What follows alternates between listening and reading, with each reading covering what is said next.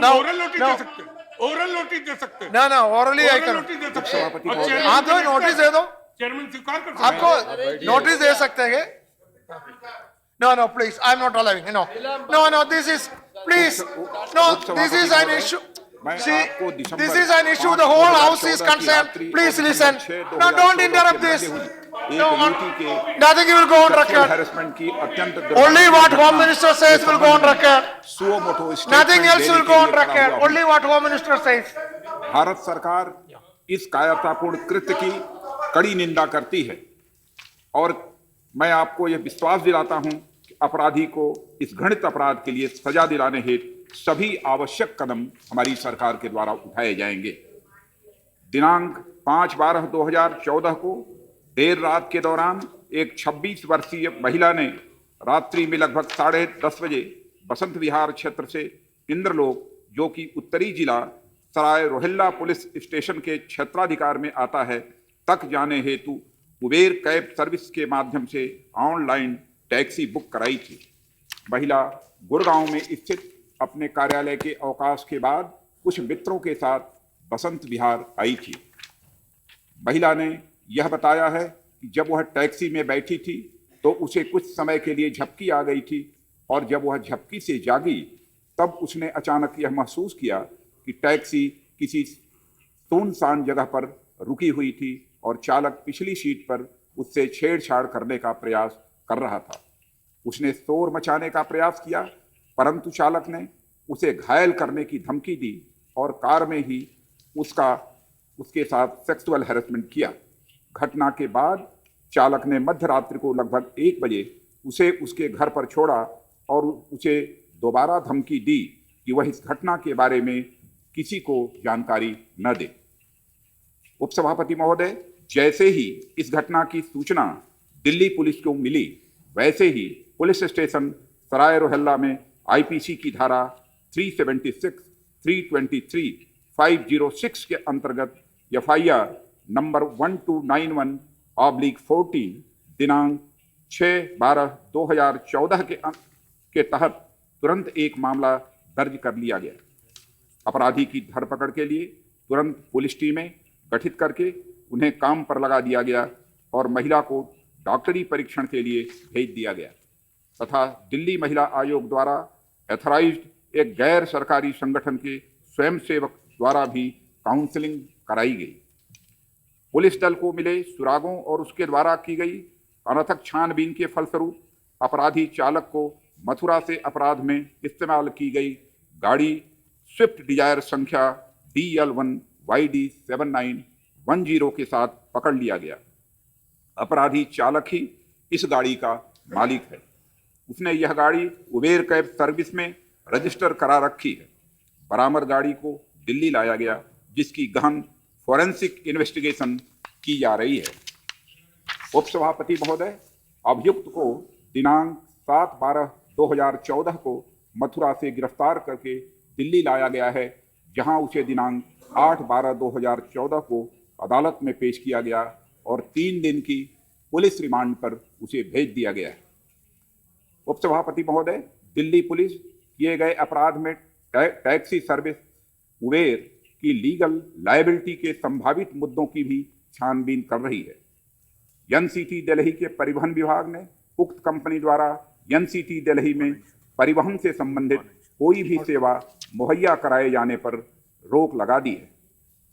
गृह मंत्रालय ने सभी राज्य सरकारों, संघ राज्य क्षेत्र प्रशासनों को यह इंश्योर करने की सलाह दी है कि वेब बेस्ड टैक्सियों का चलाया जाना बंद कर दिया जाए और ऐसे सर्विस प्रोवाइडर जिन्हें राज्य सरकारों, संघ राज्य क्षेत्र प्रशासनों द्वारा लाइसेंस नहीं दिया गया है को तब तक टैक्सियां नहीं चलाने दी जाएं अथवा सेवाएं नहीं मुहैया कराने दी जाएं जब तक कि वे राज्य सरकारों, संघ राज्य क्षेत्र प्रशासनों से अपना रजिस्ट्रेशन न करवा लें। धन्यवाद।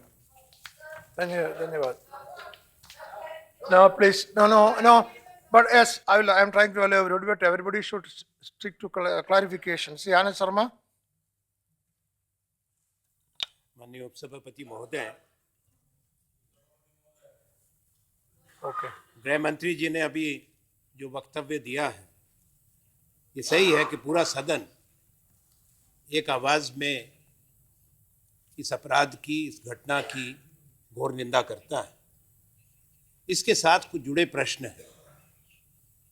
प्रश्न महिलाओं की सुरक्षा का है, प्रश्न सरकार की कार्यशैली का है, खास तौर पे इस बात को देखते हुए कि ये जो व्यक्ति जिसने अपराध किया है, ड्राइवर,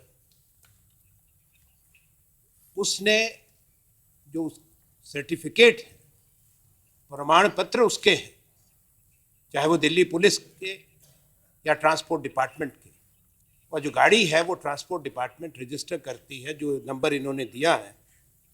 तो क्या रजिस्ट्रेशन से पहले कोई जांच नहीं हुई थी? क्योंकि इसकी पृष्ठभूमि है, इसी व्यक्ति की पहले इस तरह के बलात्कार के अपराध की पृष्ठभूमि है उसकी।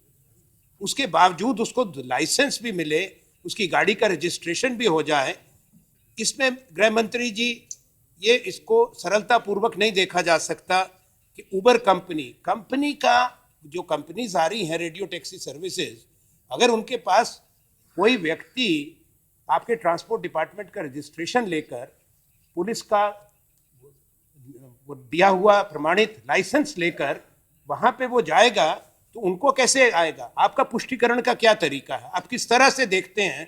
क्या इसके बाद कदम उठाएंगे कि जितनी रेडियो टैक्सीज चलती हैं, बाहर की हैं, उबेर है, ओला है, इनको खिलाफ कार्रवाई करें, वो एक अलग बात है। आप उसका क्या प्रक्रिया बनाने जा रहे हैं रजिस्ट्रेशन की, और किस तरह से आप ये तय करेंगे, सुनिश्चित करेंगे कि जितनी भी रेडियो टैक्सी सर्विस चलती है, केवल यही नहीं है, भारत की अपनी भी रेडियो टैक्सी सर्विस है, उसमें दसियों हजार ड्राइवर इस तरह के काम करते हैं, दसियों हजार गाड़ियां लगी हुई हैं, उनकी सबकी जांच करके कोई सेंट्रल डेटा बैंक उस पर बनेगा या नहीं बनेगा? दूसरा, क्या सरकार इसमें एक मत की है? ये कोई ऐसा विषय नहीं है जिस पे कोई राजनीतिक टिप्पणी की जाए, पर अभी आपके ही जो कैबिनेट के सहयोगी मंत्री हैं, उन्होंने उबर के खिलाफ एक्शन की निंदा कर दी। तो कम से कम सरकार एक स्वर में बोले तो अच्छा लगता है। अगर सरकार को, आपने सदन में आए, आपने बयान दिया है, पर हमारे लिए मुख्य प्रश्न है कि पहले तो सरकार एक स्वर में बोले, आप तय कर लें आपस में सहमति करके, चाहे आपके ट्रांसपोर्ट मिनिस्टर हैं, आप गृह मंत्री हैं भारत के, हम आपका सम्मान करते हैं, ताकि आप भाई आप बीच में हमारी बात खत्म होने दें, बीच में मत बोलो। विजय जी, मैं खत्म नहीं की। तो इसका है, और गृह मंत्री ये जरूर स्पष्ट करें कि आप कैसी प्रक्रिया बनाएंगे जिससे जो भी गाड़ी है, जो भी ड्राइवर है, उसकी बैकग्राउंड, उसकी हिस्ट्री, उसकी अपराध की, और इस सारे ड्राइवर्स का, चाहे फॉरेन कंपनीज का है, चाहे हिंदुस्तान की रेडियो टैक्सी सर्विस है, एक सेंट्रल डेटा बैंक हो। Okay Sharma ji, okay, please now Shri Satish Mishra. बुलाएगा ऑर्डर क्या? इस घटना everybody should stick to 2 minutes. दो मिनट ऑर्डर क्या? ऑर्डर कांग्रेस का मत, ऑर्डर मेरा ऑर्डर है, जिस सीरियल में नाम दिया, 2 मिनट।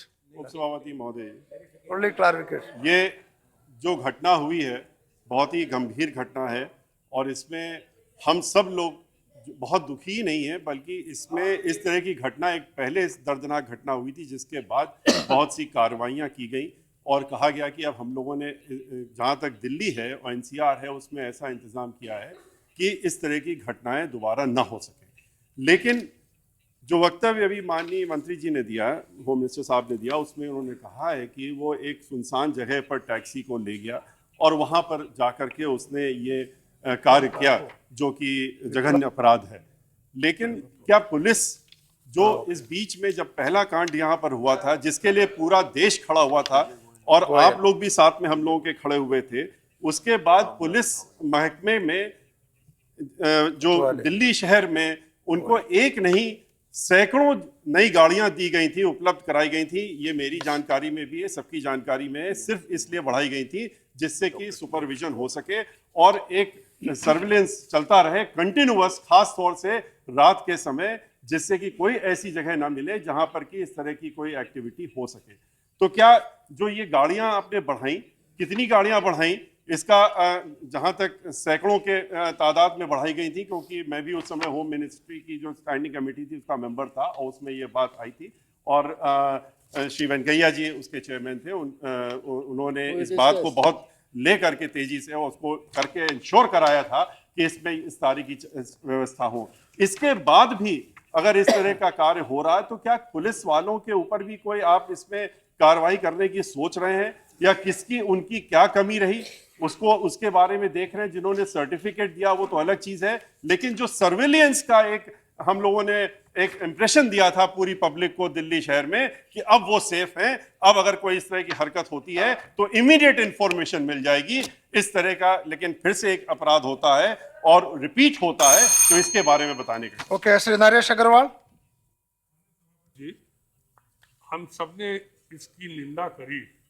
और मेरे ख्याल हम सब इससे सहमत होंगे कि महिलाओं के अत्याचार पे राजनीतिकरण ना हो। मैं इस मारे कह रहा हूँ कि जब बदायूं कांड हुआ था तो इस सरकार के एक मंत्री पहुंच गए थे वहां पे और उन्होंने इतना ऊपर बोल दिया, यूएनओ तक में प्रस्ताव पास हो गया, लेकिन वो कांड दूसरा निकला। इस मारे मैंने इसको जोड़ के कह रहा हूँ, दो चीजें माननीय गृह मंत्री जी आपसे पूरा, हमारे मुख्यमंत्री भी रहे हैं, मैं दो चीजें आपसे पूछना चाहता हूँ।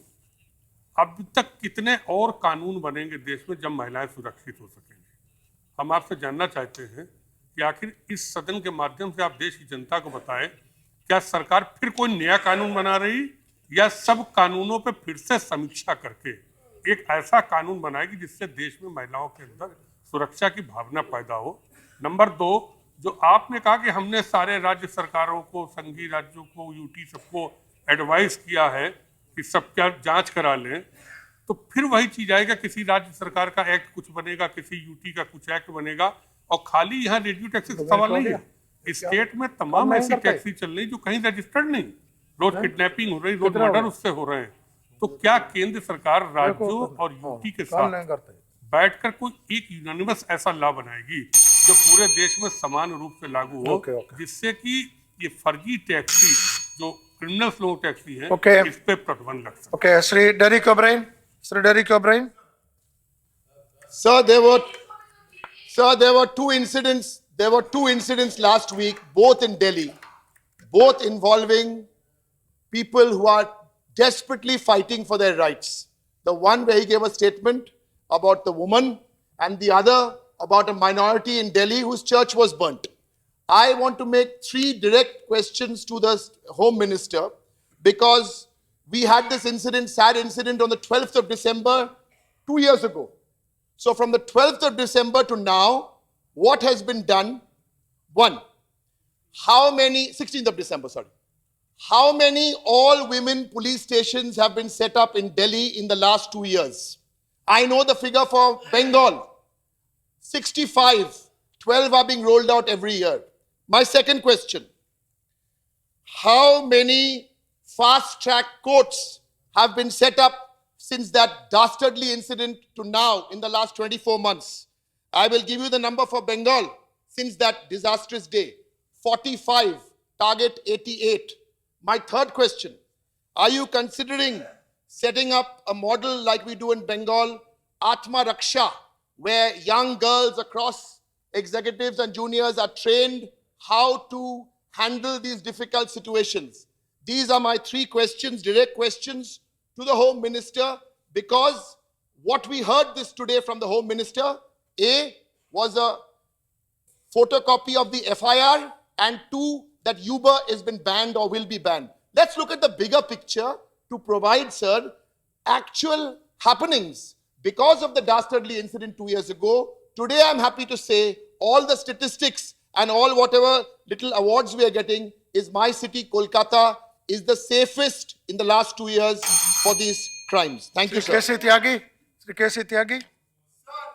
Jayaji wanted to speak, but when I asked her to speak, she said, I'm so disappointed, I don't want to speak on this subject anymore because nothing else is happening. No, K.C. Tyagi. Sir, दिसंबर 16 का जो निर्भया का घटना हुई थी उसके पिताजी का स्टेटमेंट में Yeah, please, please. सर, मैं उस निर्भया बेटी के बाप का स्टेटमेंट की 2 लाइन पढ़ करके अपनी बात शुरू करना चाहता हूं। in a high profile case like my daughter's, if it could take so much time in punishing the culprits, the case has been lying with the Supreme Court for the past 6 months. 1. 2.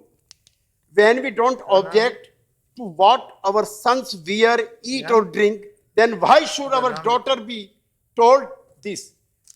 Sir, जो 2 साल पहले जो घटना हुई थी, समूचे देश की संवेदनाएं जगी हुई थी और लगता था कि सारे देश में इसके विरुद्ध एक वातावरण बना है।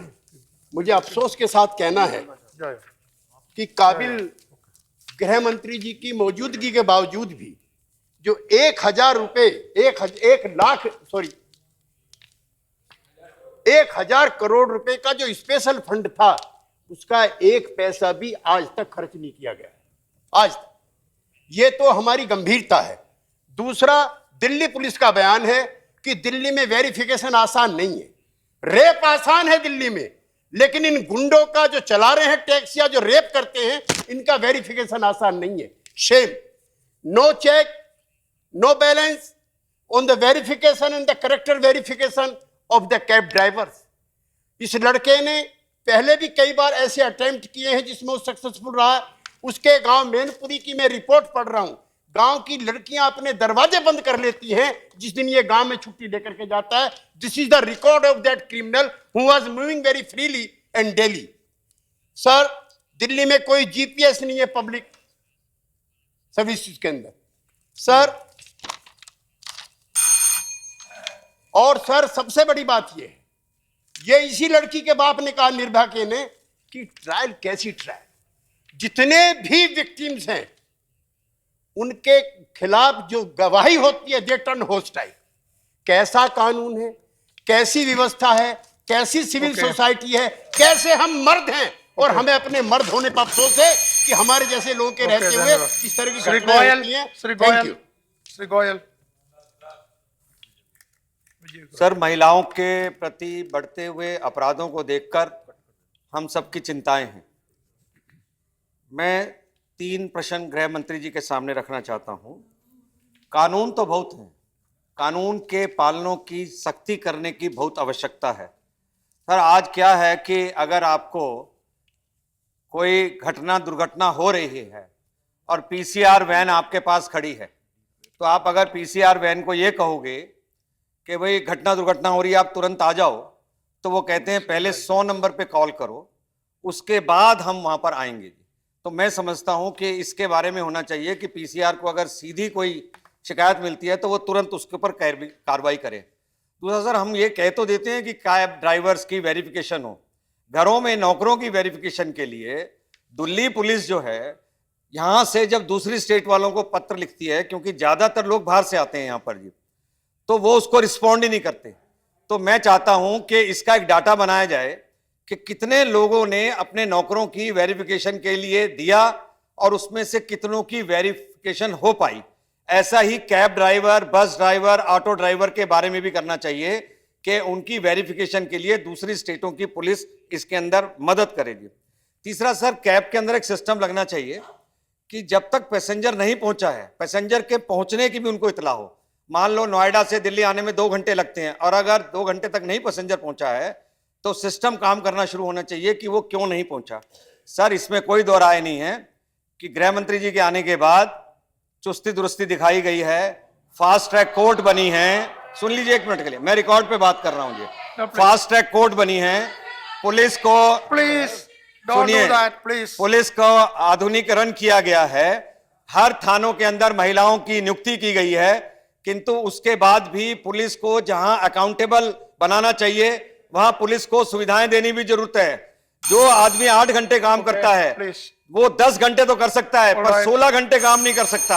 अगर आप पुलिस को सुविधाएं नहीं देंगे तो फिर रिजल्ट्स भी उतने अच्छे नहीं आ सकते। एक मैं बात कहना चाहता हूं कि 3 दिन के अंदर पुलिस ने जो अपराधी को पकड़ा है वो एक अच्छा काम किया है, पर होना ये चाहिए कि घटना हो ही ना। ओके, श्रेयत वाले।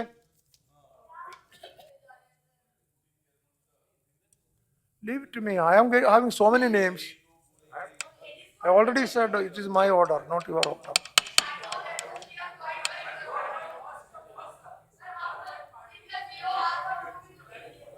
Yes, yes, बोलिए बोलिए सर जया जी को बोलने दीजिए बोलिए सर। बोलिए. No, no, you sit down. Don't. No, sit down. No, no, please. No, no, please. I know you sit down. Why don't do that? Jayaji, don't do like this. See, don't create a problem, at least on this subject, please. I want to allow everybody. You listen to that. That's what I am controlling at 2 minutes. Don't interfere like this. Please. हाँ, deputy chairman sir, Delhi में नहीं तो पूरे देश भर में महिलाओं पर अत्याचार की घटनाएं बढ़ती जा रही है। घटना होने के बाद तो हम उनको अरेस्ट करते हैं और फांसी की सजा देने का भी कानून पार्लियामेंट ने बनाया है। उसके बावजूद भी ये मतलब मानवता को मतलब नीतिमत्ता का मतलब ऐसी तैसी करने का काम पूरे देश भर में हो रहा है। तो मुझे लगता है कि भाई एक तो मतलब इसी घटना होने के बाद तो उनको अपन अरेस्ट करते हैं, लेकिन मैंने पहले भी मांग किया था कि शिवाजी महाराज के कार्यकाल में अगर कोई इसी तरह का बलात्कार करता है तो उसके हाथ पैर तोड़ने की सजा दी जाती थी। फांसी तो ठीक है, फांसी तो बाद में मिलेगी, लेकिन मुझे लगता है कि भाई हाथ पैर तोड़ने की सजा उनको मिलनी चाहिए और उनके ऊपर बहिष्कार डालना चाहिए। अगर वो शादीशुदा नहीं होगा तो उसके साथ किसी ने शादी नहीं करनी चाहिए और इसी तरह का कोई कठोर कानून बनाने की आवश्यकता है। तो इसीलिए 2 साल पहले निर्भया पर जो भी कुछ हुआ था, अभी भी टैक्सी में हुआ, इसके पहले बस में हुआ, तो मुझे लगता है कि भाई हमारे सरकार की तरफ से हमारी ज्यादा कोशिश है और आप लोग उधर की चिंता मत करिए। ऐसे लोगों को अरेस्ट करने के लिए हमारे राजनाथ सिंह जी मजबूत है, नरेंद्र मोदी भी मजबूत है और हम सब लोग मजबूत है, आपसे भी ज्यादा मजबूत है। और इसीलिए मतलब ठीक बात है, इसलिए तो बलात्कार को कम करने की कोशिश होनी चाहिए और उसके लिए मतलब गृह मंत्रालय ने महिला पुलिस की रिक्रूटमेंट करनी चाहिए। महिला पुलिस ज्यादा से ज्यादा मतलब महिला पुलिस की रिक्रूटमेंट करनी चाहिए और दिल्ली मुंबई जैसे शहरों में उप सभापति महोदय ऐसे इंटेलिजेंस की पुलिस हो कि अगर कोई महिला टैक्सी से या ऐसी कोई जा रही होगी उस टैक्सी को रोककर उनको वहां से उतारना चाहिए। मतलब ऐसा भी होना चाहिए, अगर एक महिला किसी ऑटो से या टैक्सी से जा रही है तो उसके लिए उनको रोककर उनकी सुरक्षा करनी चाहिए। इसलिए गृह मंत्रालय ने ज्यादा एक्शन करने की आवश्यकता है। Doctor TN.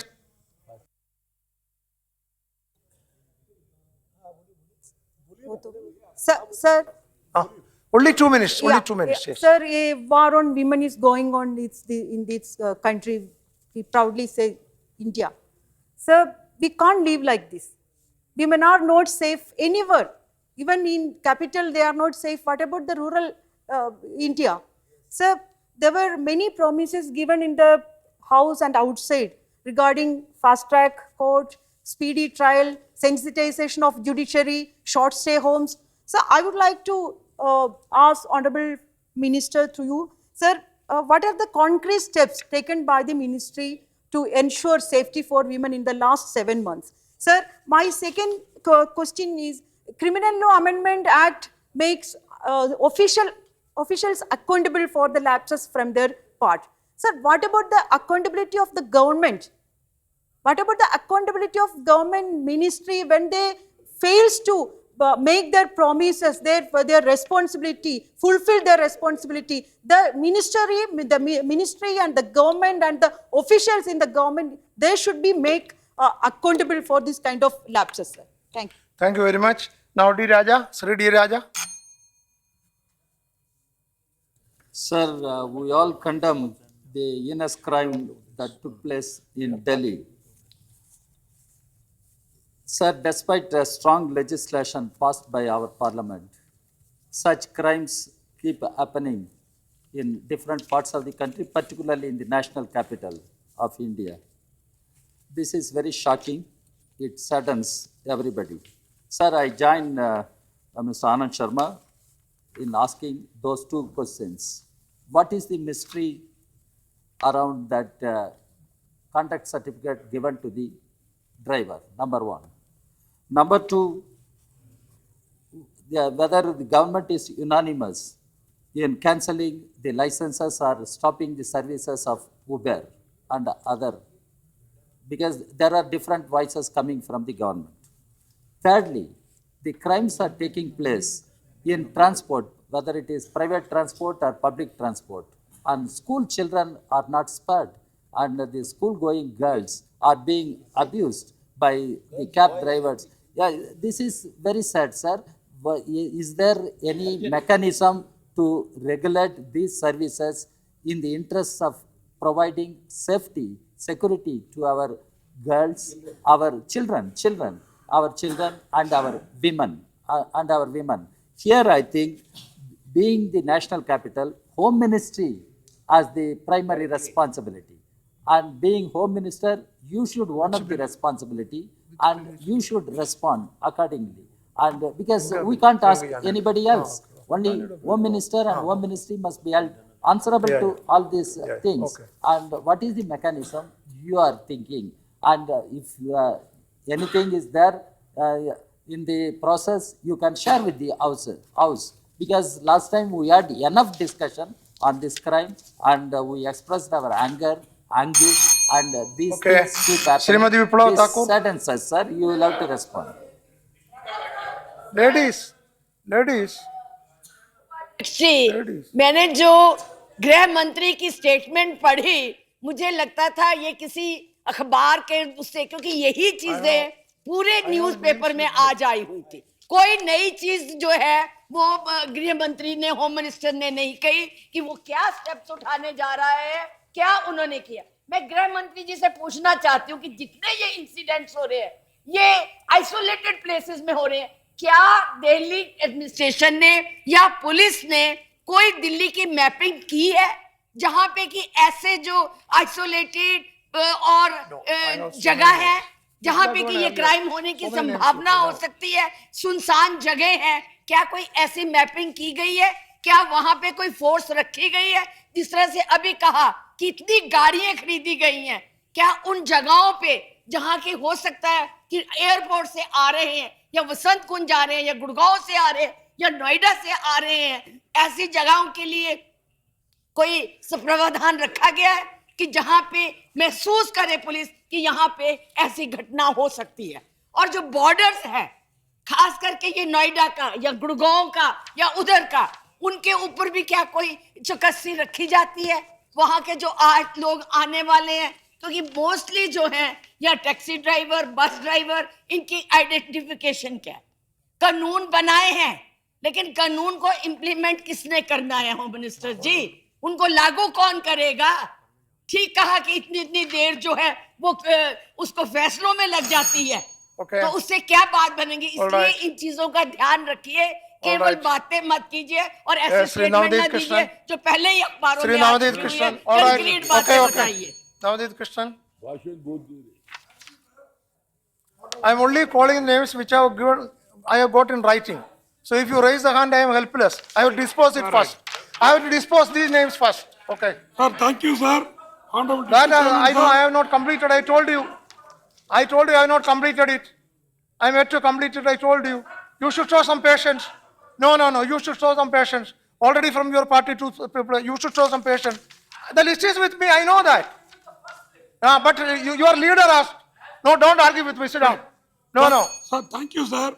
Honorable Deputy Chairman, You should sir. settle these things, not with me. In this context, I would like to bring the notice of this August House that in Tamil Nadu, in the whole of India, all women police stations have been Don't make such established. comments. Sitting. In the whole of India, all women police stations have been established by Honorable Amma, and other states have followed later on. Now, the police has arrested the culprit, and we hope that law will take its own course of action. Thank you, Thank you sir. very much. Now see, you simply raise hand. You should know that others have given name in advance in writing. And I cannot favor somebody, left or right. So this kind of attitude is not correct. I am telling you. Your leader asked me first. Because, okay. इसलिए हम बोलते हैं wait. blood pressure, sir. Shrimati Rajni Patel. Sir, बहुत ही संवेदनशील विषय के ऊपर माननीय होम मंत्री जी ने यहाँ पे बयान दिया है। लेकिन सवालिया निशान जो पैदा होते हैं, 2-3 मुद्दे में सिर्फ कहना चाहूंगी कि जो निर्भया हत्याकांड के समय तब की यूपीए गवर्नमेंट ने एनसीआरबी वेबसाइट लॉन्च की थी और नेम एंड शेम के तहत जो rape convicts to website of national crime record bureau ये स्थापित किया था, लेकिन फिर उसके बाद भी उसका कुछ काम नहीं हुआ। मैं मंत्री जी से पूछना चाहती हूँ कि अभी इस घटना के बाद, और ऐसी घटनाएं सिर्फ आज ये दिल्ली में घटना घटी इसलिए इसकी चर्चा हो रही है, लेकिन दिल्ली के व्यतिरिक्त भी पूरे देश में ऐसी बहुत सारी घटनाएं घट रही हैं, तो एनसीआरबी जो है इसका कुछ आप रिवाइव करेंगे, इसका कुछ सोच लिया है? क्योंकि बाहर के देशों में, जैसे मैंने कहा, यूएसए हो, साउथ अफ्रीका हो, ऑस्ट्रेलिया हो, कनाडा हो, यूके हो, इस सब जगह पे उन्होंने एक डाटाबेस तैयार किया है इस सेक्स ऑफेंडर्स का, और वो डाटाबेस वो सभी ऑफिसर्स को दिखाते हैं, जिससे ये मालूम होता है कि इसकी बैकग्राउंड क्या है। अगर क्रिमिनल है तो उसकी क्रिमिनल बैकग्राउंड आगे आ जाती है। अगर इस लड़के की बैकग्राउंड हमारे पास रहती तो ये लड़के ने पहले भी इस अपराध के लिए 7 महीने जेल में काटे हैं, और इतनी बड़ी घटना घटने के बाद भी उसी लड़के को फिर नौकरी पे लगाया गया है। ये बहुत अहम सवाल हमारे दिल में पैदा होता है।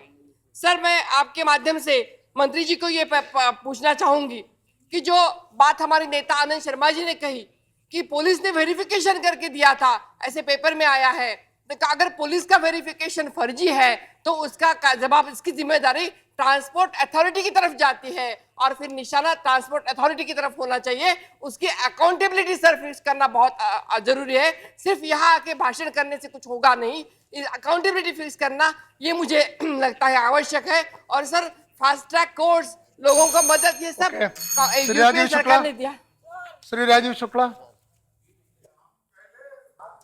धन्यवाद। मेरा सबसे पहले स्लिप था, नंबर 1 पर स्लिप मेरी गई, सबसे लास्ट में मिल रहा, तो हम कुछ बोल नहीं रहे सदन की गर्मा बनाने के लिए, वरना हम भी बाकी लोगों की तरह लड़ सकते हैं। धन्यवाद उप सभापति जी।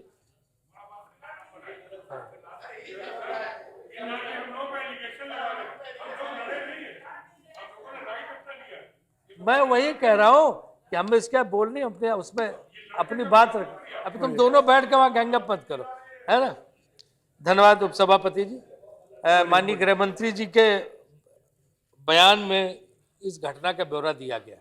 देश में क्या परिस्थिति आज महिलाओं के खिलाफ अत्याचार की हमें कहने की जरूरत नहीं। सत्ता पक्ष के सदस्य ने, रामदास जी ने उसको रख दिया कि पूरे देश में महिलाओं के खिलाफ अपराध बढ़ते चले जा रहे हैं, और उन्होंने एक ऐसा शब्द प्रयोग किया कि पूरे देश की ऐसी तैसी हो चुकी है। तो ये एक बहुत गंभीर आरोप सत्ता पक्ष की तरफ से खुद सरकार पे लगा है।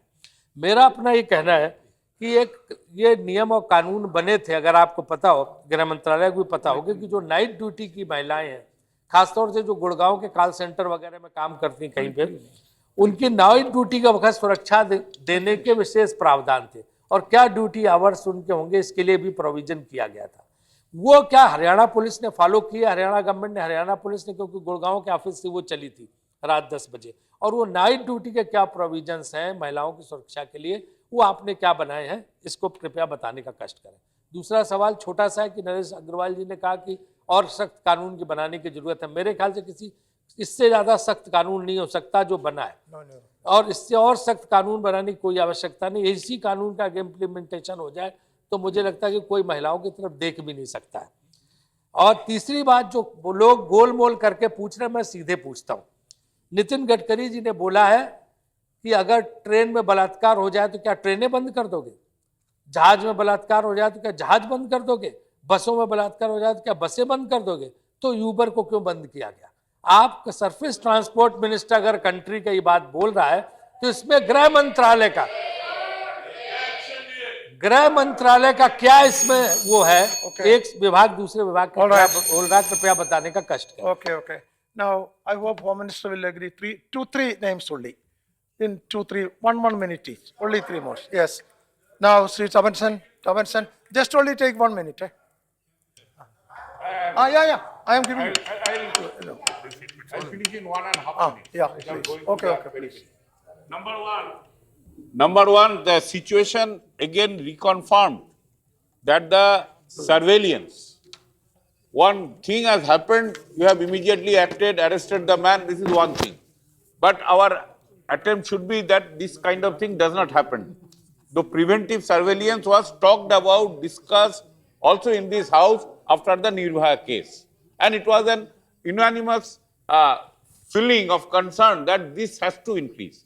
So to ensure that, what special step you are conceiving? Because things are one after another, things are happening, and particularly that too in the capital city.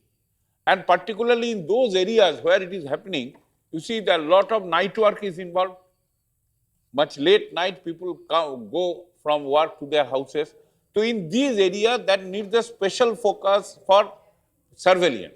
Whether your police machinery, both not only of Delhi, but it involves Haryana also. Whether your police machinery is enough manpower to ensure that surveillance, and whether your management of surveillance in those areas, particularly sensitive area, whether that is actually working or not, who is monitoring that? I think in these areas, Home Minister needs to see and take special effort so that it doesn't happen. Because once the victim, please let me complete. The victim, the kind of trauma the victim is going, we cannot even imagine. Please. She does not feel like living. So at that kind of a situation, our preventive initiative is much more important. And what special measure you are going to take, you kindly let us know. Take only 1 minute. I join the honorable members in condemning this dastardly act. But I would like to bring to the notice of the Honorable Home Minister, from the statement of the Honorable Home Minister, the Delhi police is also exploring the issue of possible legal liability of the taxi service. So I'm sure in this country there are private taxi owners whose taxis are taken on lease by drivers. And this issue, I'm sure, they would have been settled. I would request that this should be immediately fixed, because my friend Parvez ji wanted to also speak the type of registration, the system of registration of these private taxis. So you have to go into the roots of these issues, because this is not a single isolated instance. I mean, it is happening repeatedly, and I would like to draw the attention of the Honorable Home Minister. Mr. Vijay ji is saying many people have been appointed, so many homes have been opened. I would like the Home Minister to give detailed account of how many personnel, women police personnel, you have been able to appoint since you are taking over, etc., etc. And last but not the least, I agree with Ms. Derek. Sir, this, along with this heinous crime, there is also an incident happened, the burning of the church and the atrocities on the Christian community in Chhattisgarh and Madhya Pradesh. Home Minister should also be kind enough to make a statement on that to instill a confidence. I'm not diluting the case, sir, but I would like to support the view. That's a different subject. 1 minute, 1 minute only. Sir, आज से 6-7 महीने पहले महिलाओं के सशक्तिकरण की बात बड़ी जोर शोर से उठी थी। मैं ये नहीं कहती सर राजनीति करना चाहिए इस दुखद घटना के ऊपर, लेकिन जिन लोगों ने इस चीज को उठाया था और जो कहा था, आज वो सत्ता में बैठे हुए, सरकार में बैठे हुए, मैं निवेदन करना चाहती हूं कि न केवल दिल्ली में लेकिन पूरे भारत के अंदर इस तरह की घटनाएं होती रहती है।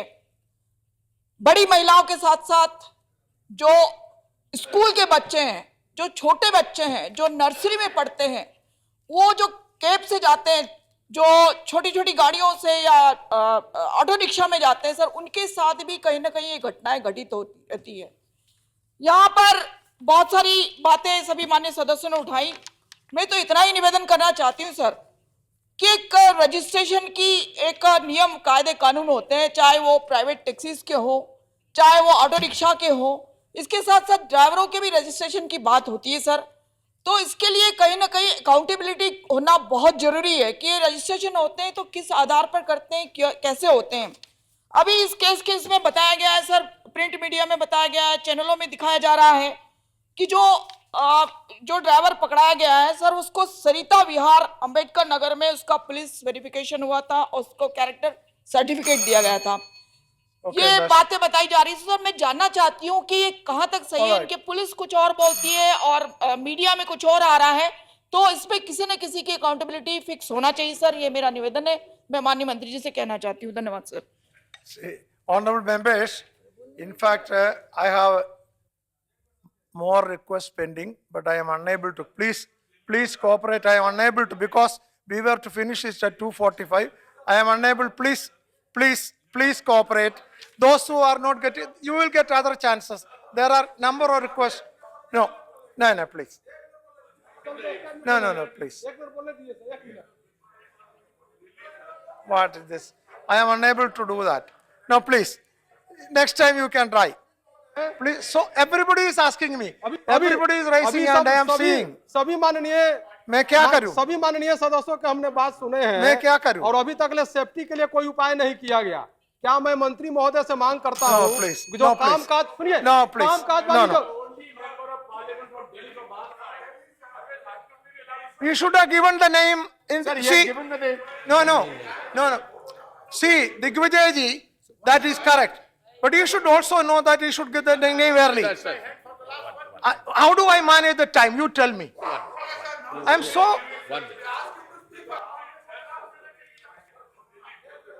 There are so many others to request. एक सेकंड भाई प्लीज।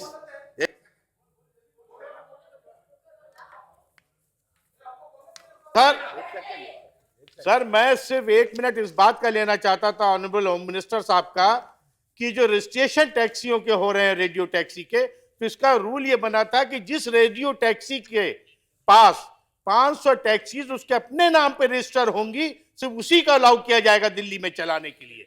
अब इन्होंने पूलिंग सिस्टम कर दिया है कि 500 डिफरेंट लोगों से टैक्सियां ले ली, अपनी एक कंपनी बना ली और उसको रजिस्टर करा के चला रहे हैं, होटलों से चला रहे हैं, 2 कमरे लेके चला रहे हैं। इस केस के बाद क्या ऑनरेबल होम मिनिस्टर ने इस तरह का कोई ऑर्डर पास किया कि इसका वेरिफिकेशन किया जाए कि रूल्स और रेगुलेशंस जिसके तहत इन्हें लाइसेंसेस इशू किए गए हैं वो प्रॉपर्ली उसको मॉनिटर कर रहे हैं, उसको देख रहे हैं या नहीं देख रहे हैं। सबसे इंपॉर्टेंट फैक्टर तो ये है, हर आदमी सिर्फ रेप की बात कर रहा है, जहां रूट है मैं उसकी बात कर रहा हूं कि रूट कहां से शुरू हो रही है।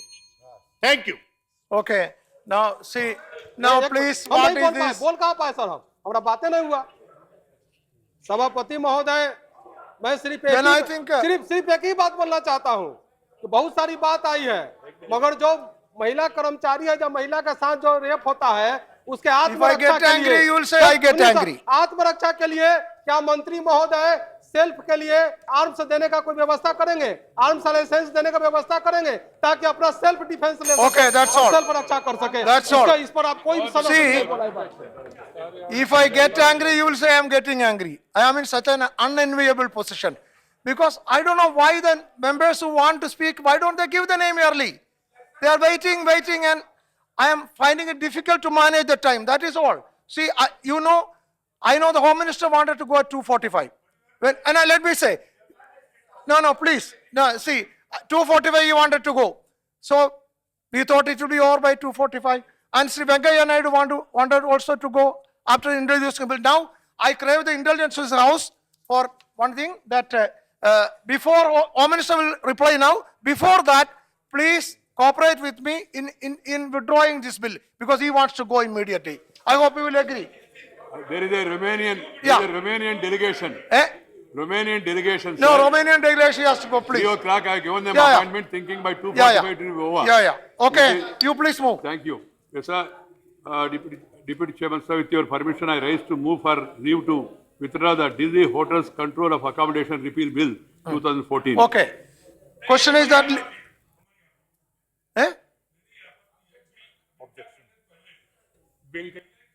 कहता हूं, क्या आपको नया बिल लाना चाहते हैं मालिकों के पक्ष में या कि पब्लिक के पक्ष में? ये बता दें जिससे कि इस बिल को विड्रॉ करने में हम लोग... That you can see.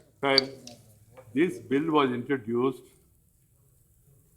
long back after independence initially, where there was no accommodation available to members of parliament and also state government officers and other dignitaries. Since 1948, we have traveled a long way. Now we have state government guest houses, we have other central government guest houses, we have public sector organization guest house also. There is a lot of accommodation available. Keeping this in mind, we have decided to repeal this. Now, the law department and justice department told me they are compiling all of them together and they will be repealing them together. That being the case, I am seeking the permission of the House to withdraw the bill. All right. The question is that leave be granted to withdraw the bill. Those in favor, please say aye. Those against, please say no. I think the ayes have it, the ayes have it, the ayes have it. Motion is adopted and the bill is withdrawn by leave of the House. Now, Honorable Home Minister. I did not say it. Thank you. Thank you, sir.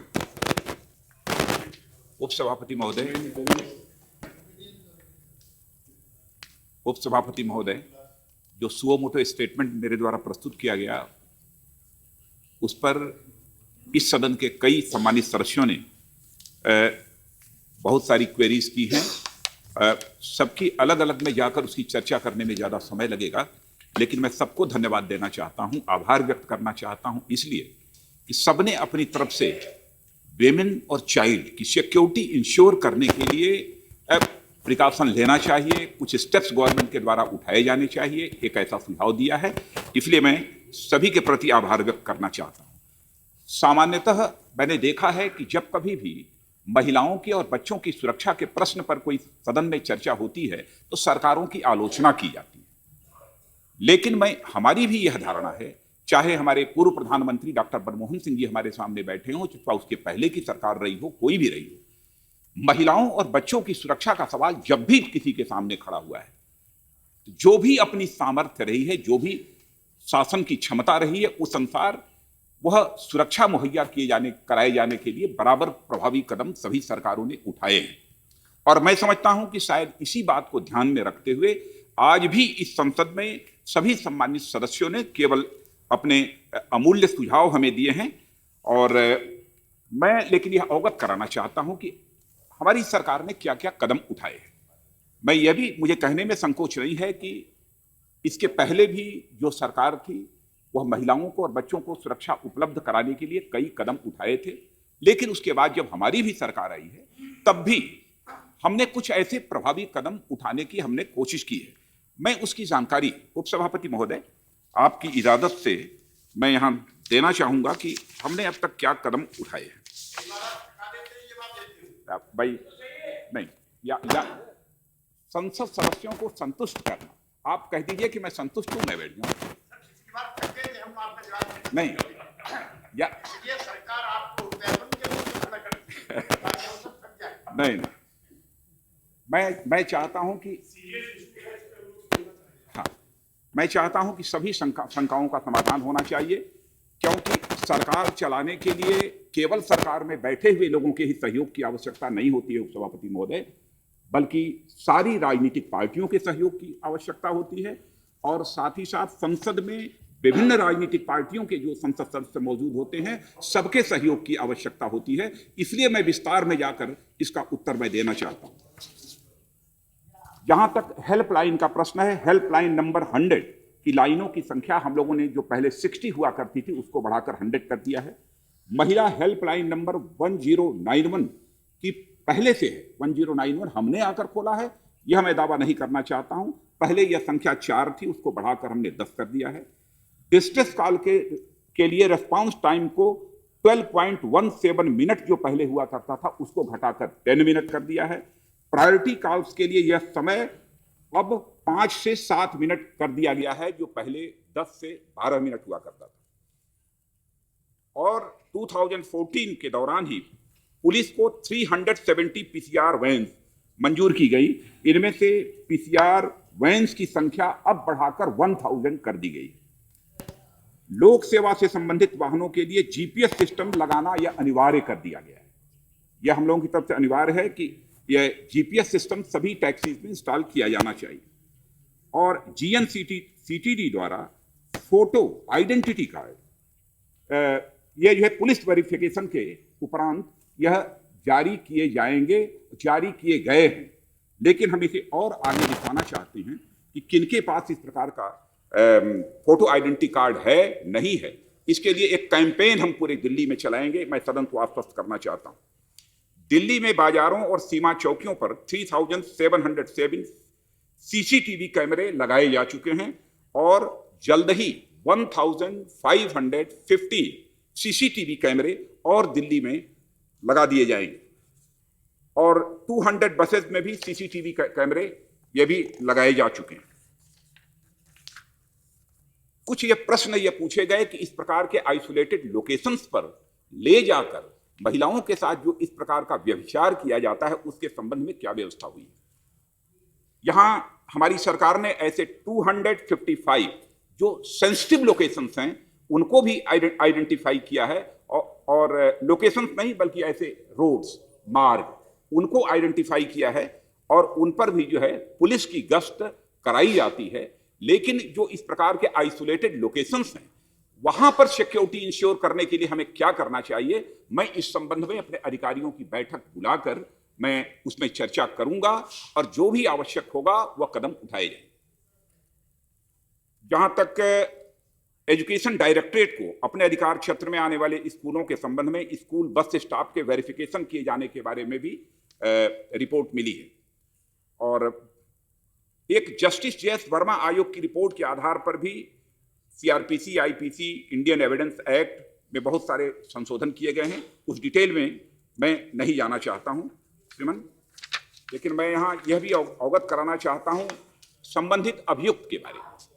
यह बताया गया है कि जो यह driver था इसने 2011 में एक क्राइम कमिट किया था। यह सच है, क्राइम कमिट किया था, 1 साल के अंदर ही इसका एक्विटल भी हो गया। लेकिन बाद में जो कैरेक्टर सर्टिफिकेट इसने हासिल किया है, जिस पुलिस वेरिफिकेशन की बात कही गई है, बाद में जो जांच की गई है उपसभापति महोदय, पूरी तरह से वह कैरेक्टर सर्टिफिकेट फेक पाई गई है, फर्जी उसने बनवाया। और मैं यहां पर यह भी स्पष्ट कर देना चाहता हूं कि हमारी गवर्नमेंट की पॉलिसी टैक्सी सर्विसेज को पूरी तरह से बैन करने की नहीं है।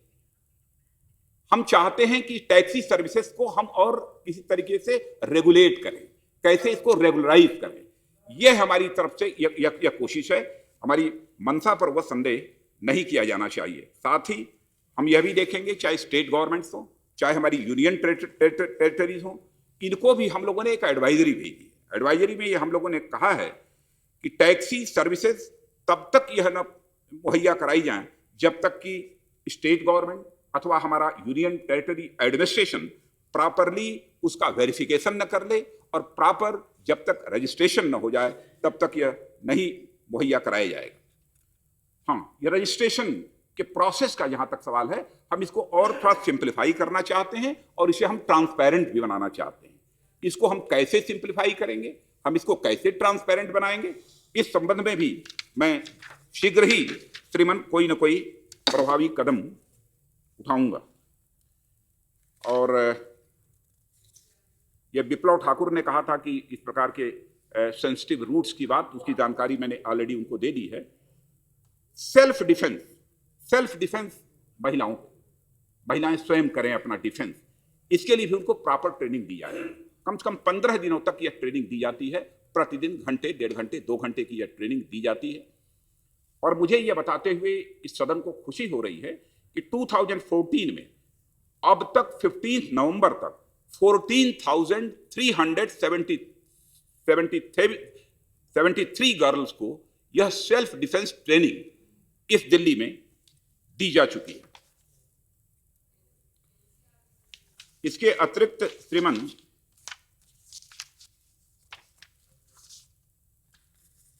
एक निर्भया फंड के बारे में मुझसे पूछा गया क्या हुआ। मैं यह भी संसद को जानकारी देना चाहता हूं। भारत सरकार ने निर्भया फंड से 320 करोड़ रुपए की स्कीम महिला सुरक्षा हेतु इमरजेंसी रिस्पांस के लिए सैंक्शन किया है। अभी फरवरी 2014 में, माने जब हमारे डॉक्टर मनमोहन सिंह जी की सरकार थी उस समय हुआ है। इस प्रोजेक्ट के लिए प्रोजेक्ट मैनेजमेंट कंसल्टेंट, जिसे पीएमसी बोलते हैं, कि नियुक्ति नहीं हुई थी, वह पीएमसी की नियुक्ति हम लोगों ने अब कर ली है। एवं अगले 2 महीने में टेंडर जारी कर दिया जाएगा। 2 महीने के अंदर ही यह टेंडर जारी हो जाएगा और अगले 6, 7, 8 महीनों के अंदर भी यह व्यवस्था सारे देश भर में लागू कर दी जाएगी। महिलाओं के विरुद्ध अपराध, खासतौर से rape, dowry death, acid attack इत्यादि के इन्वेस्टिगेशन के लिए देश के 150 जिलों में विशेष प्रकार की इन्वेस्टिगेशन यूनिट्स भी सेटअप की गई हैं। और जो फंड जो निर्भया फंड का है वह बिल्कुल शेयरिंग बेसिस पर 50% सेंट्रल गवर्नमेंट और 50% स्टेट गवर्नमेंट, इस आधार पर स्टेट गवर्नमेंट्स को यह दिया जाता है। मैं यह भी जानकारी देना चाहता हूं कि जहां तक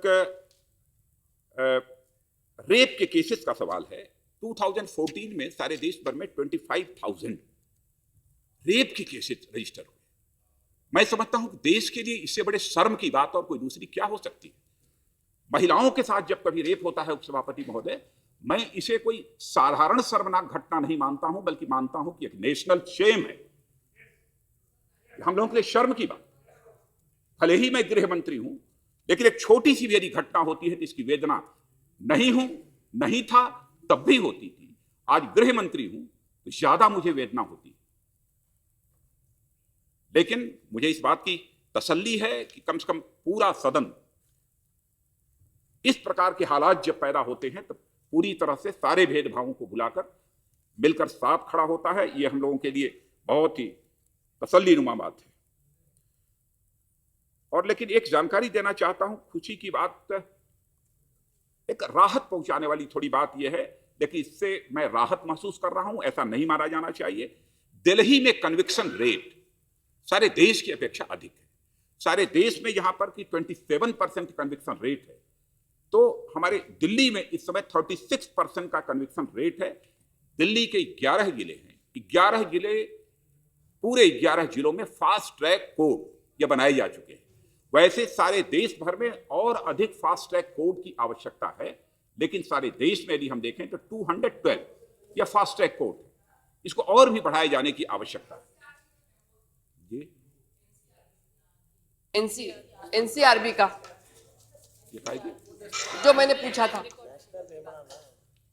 नेशनल क्राइम रिकॉर्ड ब्यूरो, उसका रिवाइव करने के लिए उसकी डाटा नहीं, यूपीए गवर्नमेंट ने किया था वो। मैं आ रहा हूं, आऊंगा, आप चिंता मत करिए, मैं खड़ा हुआ हूं तो बिल्कुल।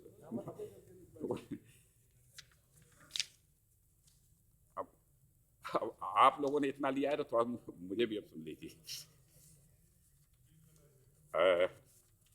यहां पर हमारे अब मैं शुरू कर रहा हूं। आनंद शर्मा जी ने कहा है कि कार्यशैली में कुछ परिवर्तन होना चाहिए, और यह बात सही है। मैंने कार्यशैली में सुधार होना चाहिए, परिवर्तन नहीं, कुछ सुधार होना चाहिए। तो सुधार करने की बात आपने बतलाई है मैंने। और यह जो वेरिफिकेशन होना चाहिए, यह जो ऑल इंडिया, ये जो टैक्सी ओनर था, ये जो उबर कैब ऑपरेटर जो था, उसके बारे में इसको ऑल इंडिया परमिट हासिल था, लेकिन एनसीटी का जो है यहां परमिट उसको हासिल नहीं था। यदि दिल्ली में यदि कोई चलाना चाहता है तो उसके लिए ऑल इंडिया परमिट के अतिरिक्त एनसीटी की भी परमिट या आवश्यक है, यहां पर भी उसका रजिस्ट्रेशन आवश्यक है। वह रजिस्ट्रेशन इसके पास नहीं था, और लेकिन फिर भी इसकी हम जांच करा रहे हैं। और हमारे सेंट्रल डाटा बैंक आपने तैयार करने की बात कही है, सुझाव बहुत ही अच्छा है, और मैं इस सुझाव को स्वीकार करता हूं, इसको मैं तैयार करूंगा। जो अच्छे सुझाव आएंगे उसे स्वीकार करने में मुझे बिल्कुल आपत्ति नहीं है, बल्कि मुझे खुशी होगी। सतीश मिश्र जी ने कहा है कितनी पीसीआर वैन बढ़ाई गई है, मैंने कहा कि वो बढ़ाकर लगभग 1000 कर दी हैं। और जहां तक के किसी यदि पुलिस कर्मी के द्वारा, पुलिस के अधिकारी के द्वारा किसी भी प्रकार के लैप्स ऐसे होंगे जिसके कारण यह घटना घटित हुई है, तो पूरे मामले की जांच हो रही है। यदि वो सामने आएगा तो मैं समझता हूं किसी को बख्शे जाने का कोई सवाल खड़ा ही नहीं होता। कितने कानून बनेंगे? जहां तक कानून का प्रश्न है, हमारे देश में कानूनों की कमी नहीं है, और इन कानूनों को प्रभावी तरीके से लागू करने की आवश्यकता है, और इन कानूनों को प्रभावी तरीके से लागू करने में सबके सहयोग की आवश्यकता है। लेकिन अब आगे यदि मैं बोलूंगा तो बात कटु होगी, इसलिए नहीं बोलूंगा।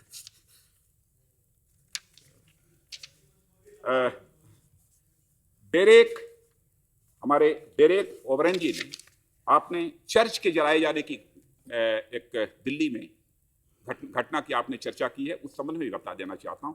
ज्यों ही उपसभापति महोदय इसकी मुझे जानकारी प्राप्त हुई, मैंने दिल्ली के लेफ्टिनेंट गवर्नर को कहा कि पूरे मामले की जांच कराई जानी चाहिए और तुरंत एसआईटी का गठन कर दिया गया। और मैंने कहा एसआईटी 2 महीने 3 महीने में अपनी इन्वेस्टिगेशन रिपोर्ट देगी, ऐसा नहीं होना चाहिए, बल्कि टाइम बाउंड होना चाहिए।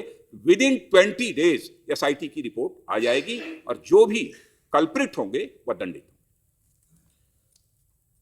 मैंने आपको फास्ट ट्रैक की जानकारी दे दी, सेल्फ डिफेंस ट्रेनिंग की जानकारी दे दी, और हमारे केसी त्यागी जी ने 100 करोड़ के स्पेशल फंड की बात कही थी, वह निर्भया फंड, उसकी जानकारी मैंने आपको दे दी। पीसीआर वैन का भी आपको, विजय गोयल ने पीसीआर वैन 100 नंबर पर कॉल, हम इसको इंश्योर करेंगे, कॉल की प्रतीक्षा पीसीआर वैन न करें। यदि कोई जाकर सीधे कोई कंप्लेंट करता है तो तुरंत पीसीआर वैन को मूव करना चाहिए। यह इंस्ट्रक्शन हम अपने दिल्ली पुलिस के द्वारा भिजवाएंगे। रामदास अठावले जी ने कहा घटना होने के बाद ऐसे जो अपराधी हों उनके हाथ पैर तोड़ देने चाहिए। अब यह फैसला आप लोगों के ऊपर छोड़ता हूं। डॉक्टर सीमा ने कहा है कि what steps were taken by the government to check this type of incident. तो उसकी जानकारी आपको मैंने दी, क्या क्या किया है। हमारे डी राजा साहब ने भी ड्राइवर के लाइसेंस की बात कही है, उसका क्लैरिफिकेशन मैंने बतला दिया कि उसके पास जो सर्टिफिकेट थी वह फेक थी। और साथ ही साथ वेमेन और चिल्ड्रन की सिक्योरिटी के संबंध में मैंने बतला दिया कि हमने अब तक क्या स्टेप दिए हैं। विप्लव ठाकुर को बतला दिया, नवनीत कृष्ण, रजनी पटेल ने निर्भया कांड के बाद क्या चलेगा, पाटिल, निर्भया कांड के बाद क्या काम हुआ उसकी जानकारी दे दी। डाटाबेस तैयार होना चाहिए, मैं आपकी इस बात से सहमत हूं। हमारे राजू शुक्ला जी ने अपराध बढ़ते जा रहे हैं, उन्होंने कहा कि आपने चर्चा की है अपराध बढ़ते जा रहे हैं, यह ऐसा कुछ मैंने कहा नहीं है। हाँ, लेकिन अपराध यदि बढ़ेंगे तो मैं समझता हूं हम सभी को मिलजुल कर उस अपराध को रोकने की कोशिश करने की आवश्यकता है। कानून हैं सख्त, उन कानूनों को प्रभावी तरीके से लागू किया जा रहा है और अधिक प्रभावी तरीके से उसे लागू करने की हम कोशिश करेंगे। तपस सेन साहब ने कहा कि to ensure security particularly in Delhi में सिक्योरिटी वीमेन और चाइल्ड की इंश्योर करने के लिए हम क्या कर रहे हैं उसकी जानकारी अभी आपको दी। जेडी शिलम साहब ने भी कुछ सुझाव दिए हैं और परवेज हाशमी साहब ने दिया है, मिसेज श्रीमती विजयलक्ष्मी ने भी दिया है। टैक्सीज का रजिस्ट्रेशन रूल्स एंड रेगुलेशंस का पालन हो, यह सब हम देखेंगे। जो भी हमारे रूल्स हैं रेगुलेशंस हैं उसको ठीक तरीके से फॉलो किया जाए।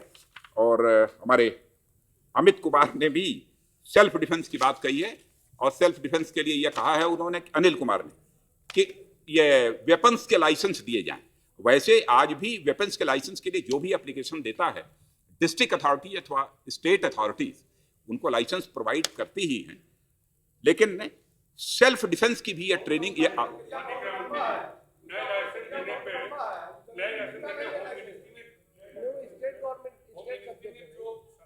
जो जियो भेजा है उसमें लिखा है कि जब तक उस पर हमला ना हो जाए तब तक नहीं। हम क्या, मैं तो होम मिनिस्ट्री की कमेटी में था उस समय ना। हाँ नहीं, अब देख लेंगे। वेंकैया जी चेयरमैन थे और जो किया कि जब हमला हो जाए उसके बाद कंसीडर करें लाइसेंस दे। हमने पहले नहीं लिखा है, या देख लीजिए अगर ऐसा है तो इसमें संशोधन कर देंगे आप।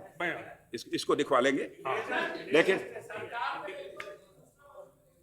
बोलिए ना जी, ये सवाल मैं भी पूछना चाह रही हूं। सरकार में एक मत नहीं, इसलिए ट्रांसपोर्ट मिनिस्टर ने कहा यदि हमारे राजीव शुक्ल जी के द्वारा यह विषय उठाया गया था तो मैं निश्चित रूप से अपना कमेंट इस पर देता, लेकिन चूंकि मैंने उस स्टेटमेंट को सुना नहीं है इसलिए मैंने अपना कोई कमेंट नहीं दिया। टीवी पर आ रहा है, टीवी पर आ रहा है, बता रहे हैं। आपको सूचना देना चाह रही हूँ, ये जो टैक्सी कंपनी है ये इस देश में नहीं विदेश में भी इंटरनेशनल कंपनी, और वहां भी अमेरिका जैसे देश में इस टैक्सी कंपनी के खिलाफ कई केसेस रजिस्टर हुए हैं जहां ऐसा ही महिलाओं पे बलात्कार वो लोग कर चुके हैं।